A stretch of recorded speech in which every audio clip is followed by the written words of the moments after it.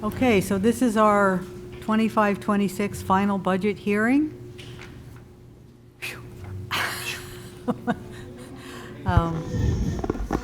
Yes.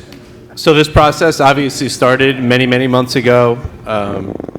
I do want to really give a ton of credit to Dr. Grace Chan for the amount of work that she put into this. I know it's a Herculean effort to take a budget that you did not build, understand it, dissect it, transform it, transition it, do all those things you have to do to put it into a format that you are familiar with, that you believe the community will understand and provide the greatest amount of clarity and transparency possible. And I think Grace and her team have really been able to do that. She also has a new district treasurer, Matthew, who is extremely helpful throughout this process. And I do want to recognize their efforts and the efforts of the entire department for being able to put together such a well-polished budget, as well as presentations throughout the winter. We did some new forms that we used for our building administrators and our department chairs, and we believe that made this for an easier process transition, as well as the budget document, which is posted online as well. So this concludes our presentations and our Q&A. We've held numerous Q&A sessions, some ourselves as listening hours, some in partnership with the PTA and the Education Foundation. And I really believe that what we are providing to the voters is a balanced budget that represents both the needs of the district as well as the financial burden that those needs place on our taxpayers.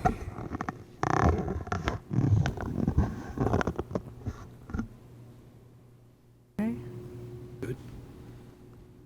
Any questions, comments, anyone? Anything else to add? No. Well, the next order of business is we're going to have to identify a chairperson for the vote. Right. So that's coming up, so we need to fill in the... Can't do it. No, Jeanette can't do it. it's true. I'm happy to do it. I can do I'm going to both vote for ends. Haley. I can do the Huh? morning. It's What? fine. I'm gonna go in my pajamas, but I can do No? the morning. You want to do the opening? Sure. Okay. Starts at 6. You have to be there at 5:30 to open the vote. 5:30, you said 5:45, you said 5:05. Sorry. No, you said 5:55. I'm only teasing Miss Cron. I'm not really asking. Oh, I thought you were teasing me. You get there 5 minutes before 6, you're good. Okay, so you're going to open? Yeah. And I'll close. Sounds good. Wonderful. Okay? That's good. I think I'm traumatized from the last one. Somebody text her. Let me know. Oh, that's great. You know, before we move on, Haley or Aiden, did you have any concerns or questions that you've been hearing about the budget, or any comments about the budget before we move on? Not really. You don't have to pay, you don't have to pay the taxes, so you can ask the questions. No? None of the, No. Okay. us, none of the students really have any questions or concerns about the budget. No one's really.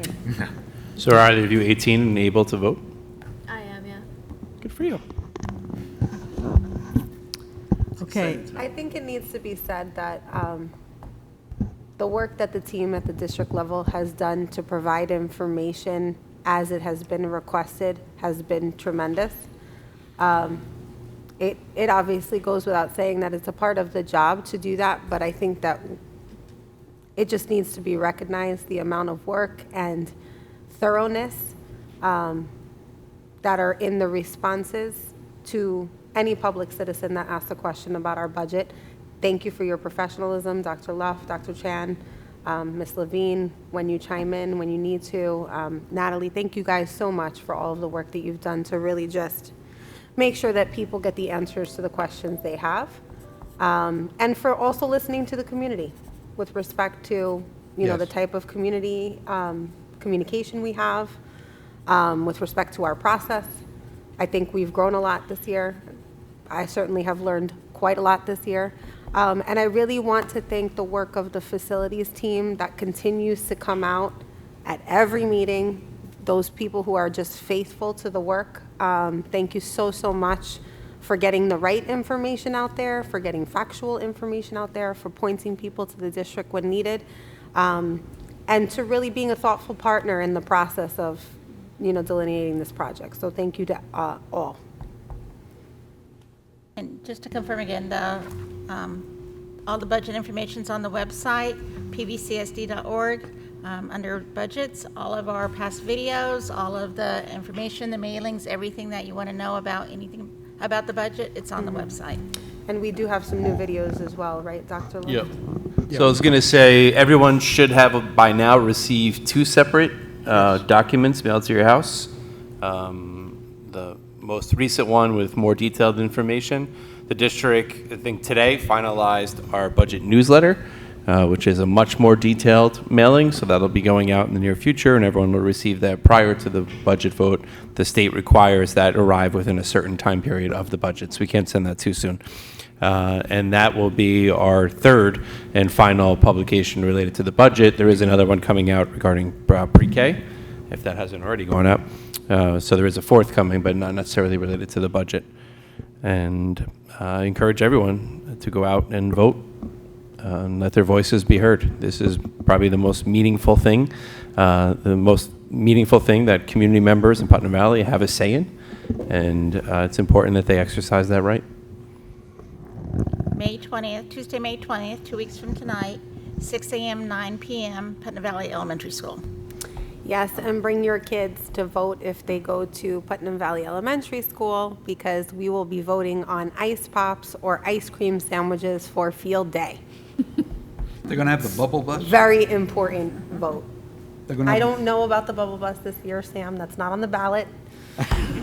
But They gotta have ice the bubble pops bus. and ice cream certainly are the choices right now. So we shall see who wins. Last year was interesting. It was. They got everything last year. That's not happening this year. That was an anomaly.